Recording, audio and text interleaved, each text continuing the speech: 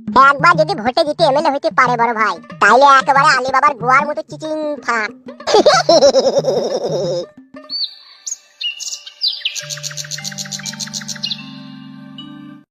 তোরা কি বলছিস বল বড়া, যাবি কি যাবি না সেটা বল।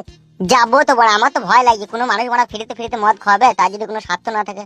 হ্যালো, ঠিকই বলছে।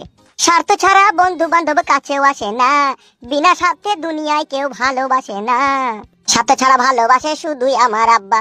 বে তোরা মানে বুঝতে পারছিস না, আমাদের বড় ভাই বিকাশ গাঙ্গুলি ও নিজের রাজনৈতিক দল গঠন করতে চাইছে। ওই জন্য আমাকে বলে তোর কটা বন্ধু বান্ধব আছে, লিয়ে আসবে, আমি পাঠিয়ে দেবো। আর তোরাই আমার সব থেকে পার্সোনাল প্রিয় বন্ধু, তাই তো দেখি আগামী ইনভাইটটা করছি। চো রে বড়া, সন্ধ্যেবেলায় চো। মদ ফদ খাওয়ানোর পরে অন্য কোনো খারাপ কাজ করতে বলবে না তো বড়া? খেলা আছে তাই কেন বলবে? মদ খেতে বলেছে, মদ খেয়ে চলে আসবে।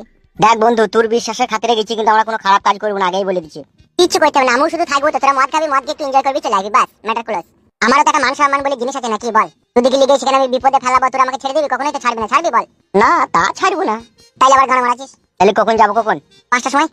বাংলা মদ থাকবে না ইংলিশ থাকবে বে? শোন বাড়া, ও আজকে 10-12 হাজার টাকা খরচা করবে, মদও থাকবে, খাসির মাংসও থাকবে, থামস আপও থাকবে, যে যা পারবি চেটিপুটি মারবি, বুঝলি তো? এটা বুঝতে পারবো না মানে, সব বুঝেছি বে। তুই শুধু থাকবি আমাদের সাথে, তুই যেন আবার ফাঁকে ফুঁকে কোনো জায়গায় লুকিয়ে পড়ি না।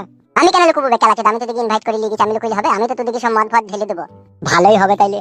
তাহলে 5:30-5টার সময় যাবো, মনে থাকে যেন? হ্যাঁ, মনে থাকবে না মানে অবশ্যই মনে থাকবে। তাহলে তোরা একটু বস, আমি একটু পরে আসি, এসে তোদেরকে দেখে যাবো। হ্যাঁ বেশ বেশ, ঠিক আছে, যা।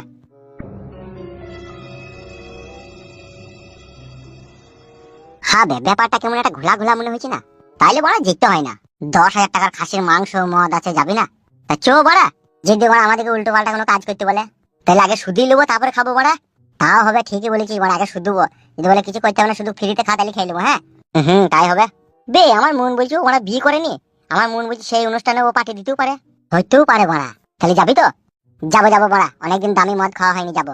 বেশ ঠিক আছে, তাই হবে।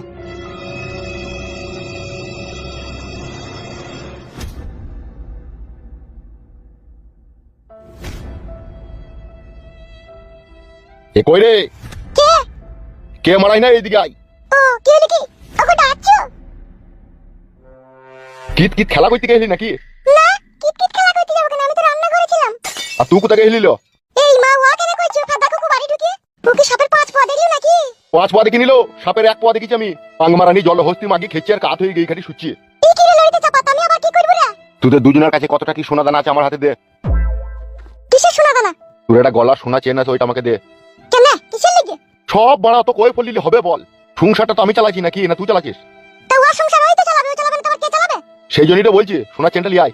এই মা, ওটা আমার মায়ের দিয়া গলার হার, বলছে ওইটা লিয়া। কি আদিক কি তামো কথা? ওইটা লিয়ে ও কি করবে? ওটা বিক্রি করবো। বাবা লো বিক্রি করব? কিসের লাগি? কেন আমি তোমাকে দেব বিক্রি করতে? এমনিতেই মেয়ে ছেলেকে সব কথা বলতে নাই, আবার না বলিও কথা কোনো উপায়ও নাই। কেন, কি এমন হলো আর? সংসার চালাইতে প্রচন্ড অসুবিধা হচ্ছে, ডেলি 800-900 টাকা করে খরচ হয়েছে। আমি এত টাকা পাবো কোথা ডেলি? এই গাড়ি ঘুষটা কোলাচ্ছে। ওই ছুরিকে বিয়ে করার সময় মনে ছিল না, দুটো বউ ঘরে গেলে ডেলি 800-900 টাকা খরচা হবে? সবাই যদি সবকিছু আগে ভাগে বুঝবে, তাইলে আর কেউ মানুষ ভুল আর নাই করতো না। তবু স্বীকার করলি ফাদা কুকু। গাল দিই না বড়া। তা সোনা চেনটা লিও কি করবে বাকি? রাজনৈতিক ব্যবসায় নামবো। রাজনৈতিক ব্যবসা মানে? রাজনৈতিক ব্যবসা মানে আমাদের যে পুরনো ক্লাবটা রয়েছে, ওটাকে ধুয়ে মুছে ফেলে দিয়ে ভালো করে রং করে গরিব দরদি পাখির পতাকা মতাকা লাগাবো।